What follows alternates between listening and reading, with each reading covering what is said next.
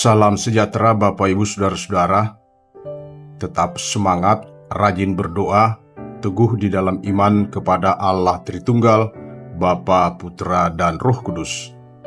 Izinkan saya menyampaikan penguatan di seputaran tema di dalam Kristus, hidup di dalam Kristus.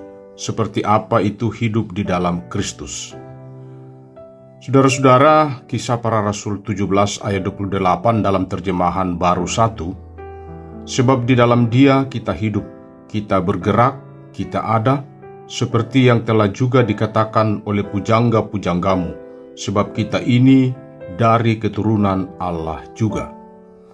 Saudara-saudara, kehidupan di dalam Kristus sangat berbeda dengan kehidupan di luar Kristus.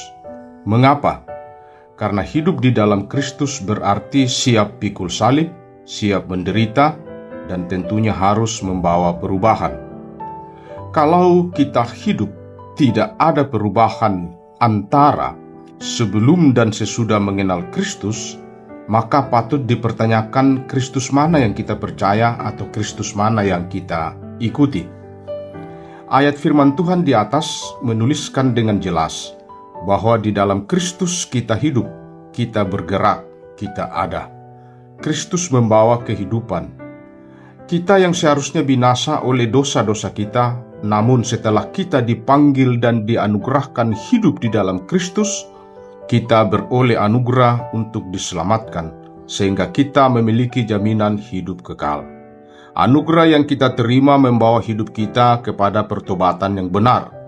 Apa yang dahulu kita anggap sebagai kebanggaan, namun setelah mengenal Kristus semua itu adalah sampah.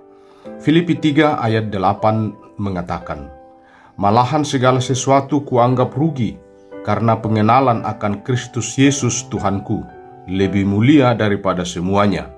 Oleh karena Dialah aku telah melepaskan semua itu dan menganggapnya sampah, supaya aku beroleh Kristus. Saudara-saudara, kehidupan di dalam Kristus terus bergerak. Saudara-saudara, Allah kita bukan Allah yang statis. Dia Allah yang dinamis. Dia Allah yang hidup. Jadi, ketika kita hidup di dalam Kristus, maka gaya hidup kita tentunya harus serupa dengan Yesus.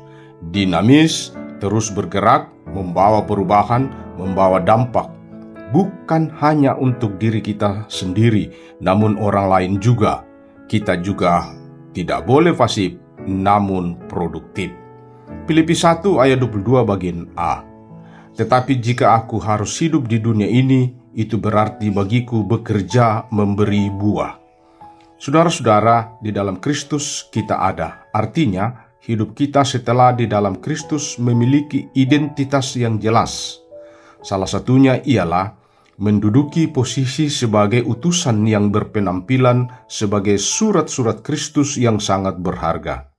Sebagai duta kerajaan Allah yang selalu tampil dengan karakter menghadirkan tanda-tanda kerajaan sorga. Hidup kita ibarat Injil yang terbuka. 2 Korintus 3 ayat 2. Kamu adalah surat pujian kami yang tertulis dalam hati kami, dan yang dikenal dan yang dapat dibaca oleh semua orang. Saudara-saudara, eksistensi Allah, eksistensi kekristenan yang sejati dimanifestasikan melalui kehidupan orang-orang percaya yang hidup di dalam Kristus. Sikap, perbuatan, tutur kata kita yang senantiasa mencerminkan pribadi Kristus. Kehidupan kita adalah khotbah yang sesungguhnya. Bila kita tidak seperti itu, maka semuanya akan menjadi sia-sia. Demikian Bapak Ibu, Saudara-saudara, saya Pendeta Tarugbani, Salama Kaboro.